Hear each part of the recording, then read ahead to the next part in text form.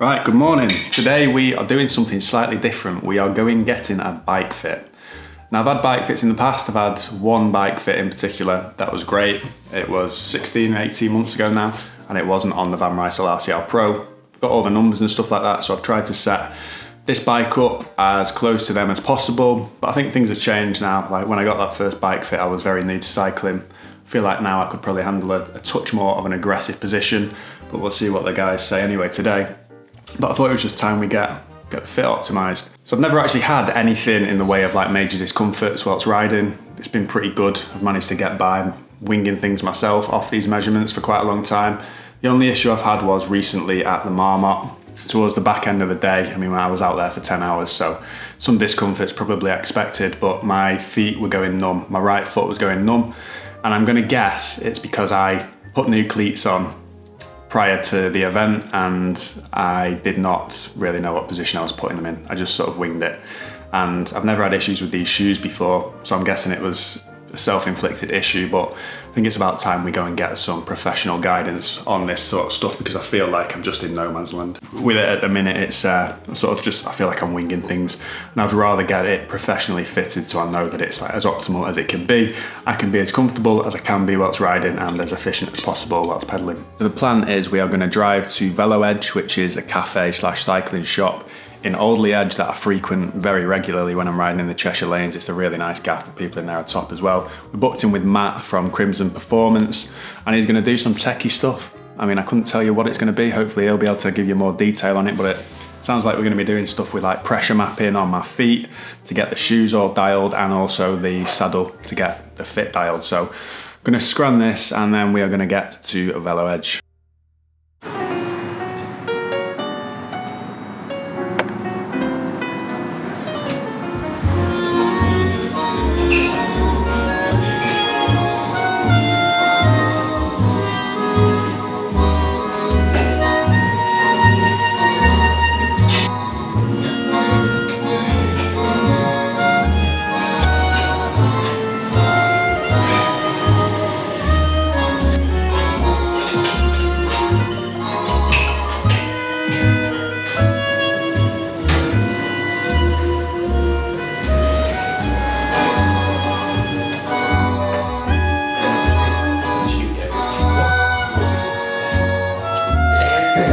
It's a bit of a TARDIS.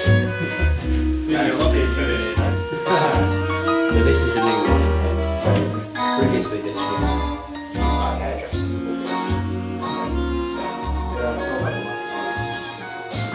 What have we got? What have we got for the day? So we're going to be doing a bike fit today, and we're going to go through some specifics from a recent ride at the Marmot. We developed a few issues we want to iron out with the bike fit.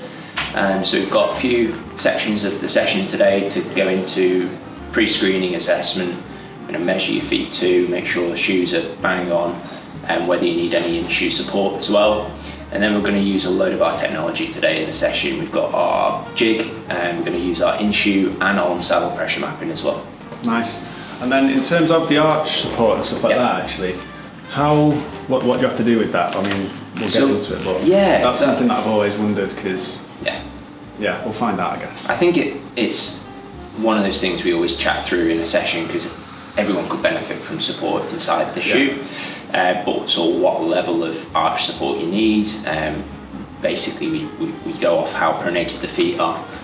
So pronation is a reduction of arch height in standing, so if you've got really heavy pronation you sometimes need more support, which is going to feel loads better on a bike because all the power is going through your feet, of course. And we can make custom insoles in here today, but we also have semi-custom insoles too, so we'll see which is best for you. Beautiful. Right. Well, how do you want to start then?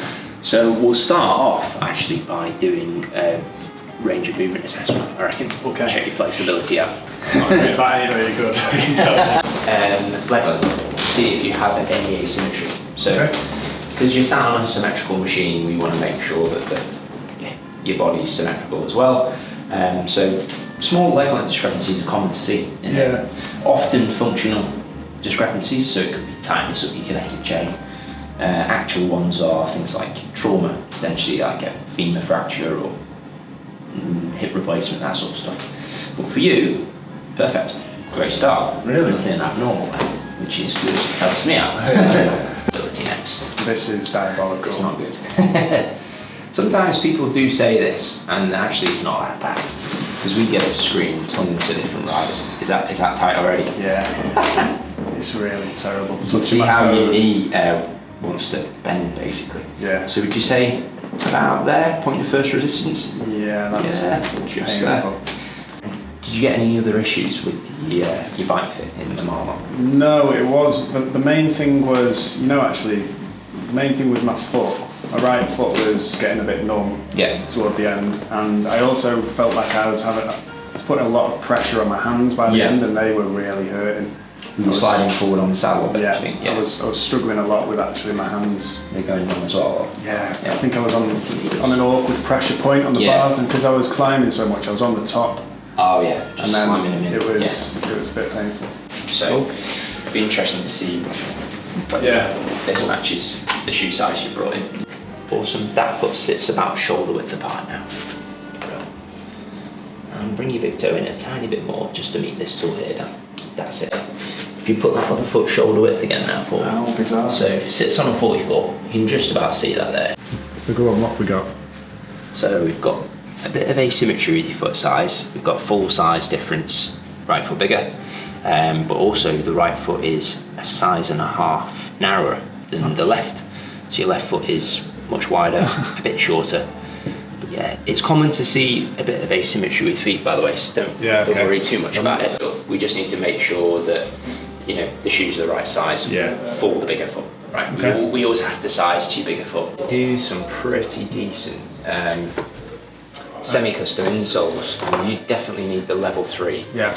So what when you say semi-custom, what are you talking about? These ones are, you can put them in an oven and they'll become malleable basically, so you can mould them. But they hit a certain temperature where they get a bit floppy, and we can put them inside your cycling shoes and they'll harden as you're cycling. Okay, so start to take the shape of your foot. Nice. But out of a box, actually, they do offer decent medial support. So, I mean, consider what your lake shoes come with. Your lake shoes are over here. So, I mean, that's the stock insole, and it'll be the same inside most people's shoes. This, so Okay, so it replaces this then. It does. Okay, I thought it was like an addition. No. Okay, so actually, you pull this out, and cool. then that sits inside the shoe to replace it. Okay, got you. But if you look at the stiffness between these two, so if you press down on that, it's rock solid, decent. What's that line? Is that with carbon? Not it's carbon. It's like a composite material. It's like a foamy. Yeah. Okay. Cool. Stiff plastic, basically. But that, I mean, you can bend that in half. There is a little bit of flex on this. Yeah. Because actually, it's not a bad thing for that to flex, but it will certainly provide tons more support. So we might test these out first, and then because you can just slot these straight in. Yeah, nice. And it will give you a bit of a feeling of support in the shoe. Brilliant. To see if actually this works or whether you need it fully custom. It's pretty cool. So, well, I think it is. These are pressure insoles, so they're full of pressure cells, and we can pressure map your feet when you're cycling. I've seen this. Is this similar to the saddle? It is. For your feet? Exactly the same cool. technology. But obviously they're insoles, and that's what that sits on top of the saddle. Yeah. Cool. So nice. So we are just setting up. What do you call it? Insole pressure. Pressure insoles. That's what it is. Yeah. Or in shoe pressure mapping. In shoe pressure mapping. So basically, I'll put the shoes on. Am I going to pedal or just stand? You're going to pedal away, and the insoles will feed back live data to the software. Nice. So we basically pressure map the front of your foot. Cool. And these are with the stock insoles as well. So this will be interesting because I don't think it's going to be too good. So this is live pressure from my feet. That is so cool. Right. Should we get on the bike? Let's get on the bike. Perfect. Nice one. Right, let's go. If you pop your hands on the shifters for the time being.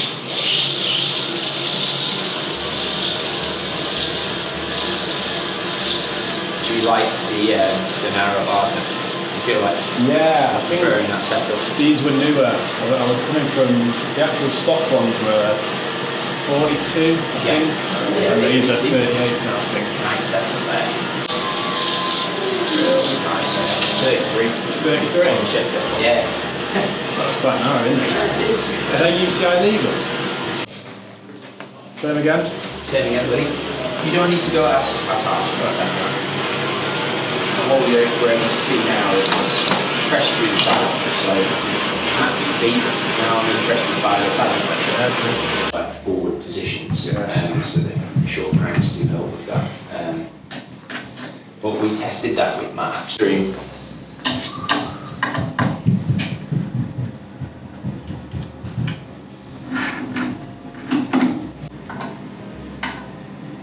I think that noise upstairs, by the way, is someone doing a massage. Seriously. So at the minute, have you just measured my bike measurements and you just replicating it on Exactly. this thing here? Yeah, that's it. So saddle height, setback, reach and drop all matched it identical to this, even the bar width, C to C measurement on that, because that goes down to 32 C to C. So and then we'll set up on here and then start making little tweaks. That's and it. stuff. Get you warmed up on the jig. Nice. Get our first shot of footage with the motion capture system, and then we'll analyse it all and then start making those adjustments from there. Amazing. Yeah, we set the rig up with my measurements and that, current measurements, and then we are just gonna set me up on there and start tweaking things and making everything optimised to as efficient as possible, basically. Apparently my saddle height's too high, my feet are wonky, so we've got some like insoles and that in the shoes. It's quite eye-opening actually. Cleats will feel a bit different again because they moved around a little bit. Yeah. But yeah, it should feel very similar to your bike. Yeah, it does. Shifters are potentially a little bit narrower. It feels a little bit more comfortable with the bike. Well, it doesn't move, that's for sure. It's a pretty solid bit of kit, isn't it?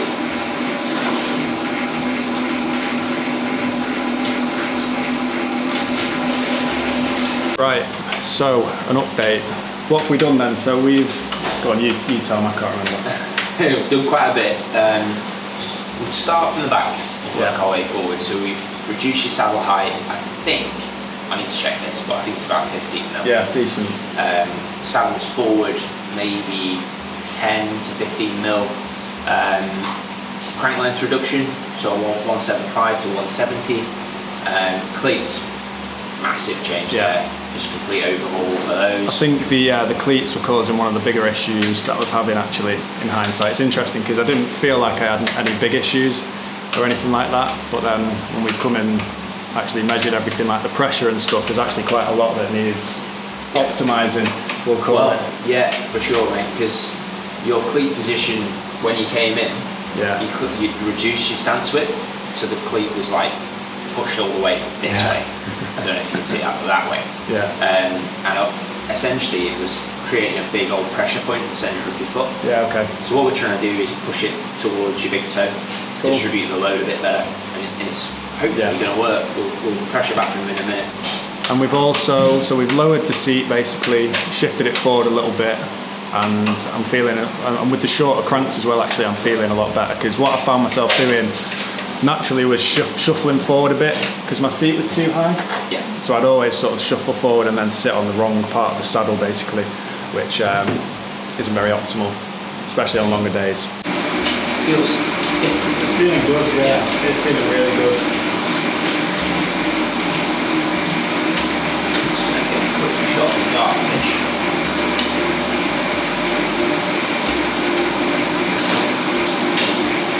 Yeah, same as what you got in your bike. Cool. Big old difference now, look at that. Yeah. Yeah, I look a bit better there, don't I? Way more aero. Yeah.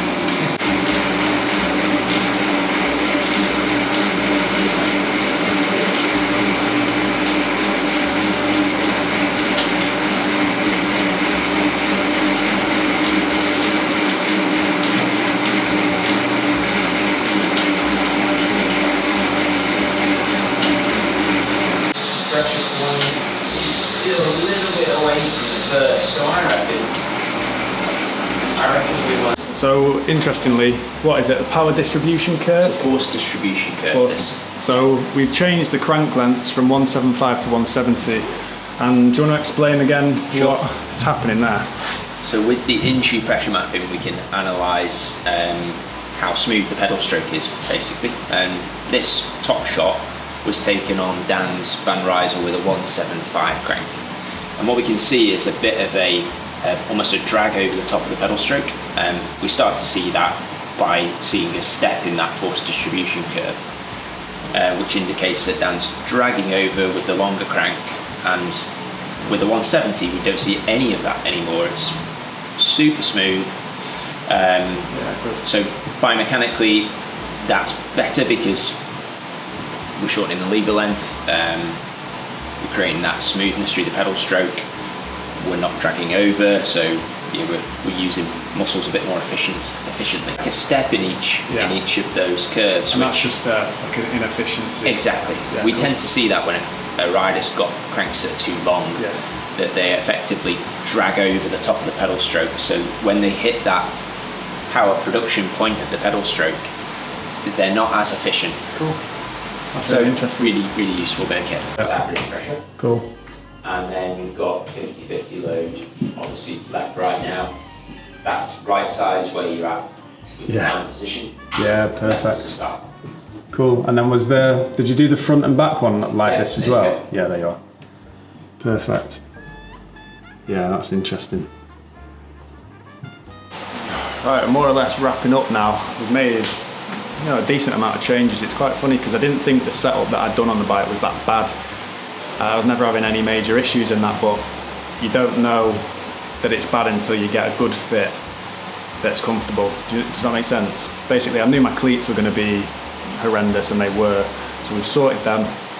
We've changed the saddle height, brought it forward a little bit, shortened the cranks, and it feels, just extremely comfortable.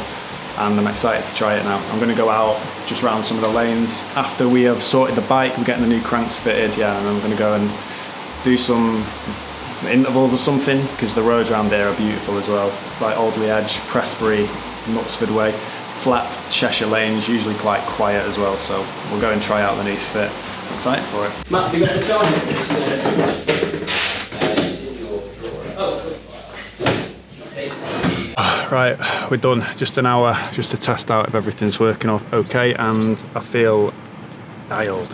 I feel a lot better. I can actually sit back on the seat.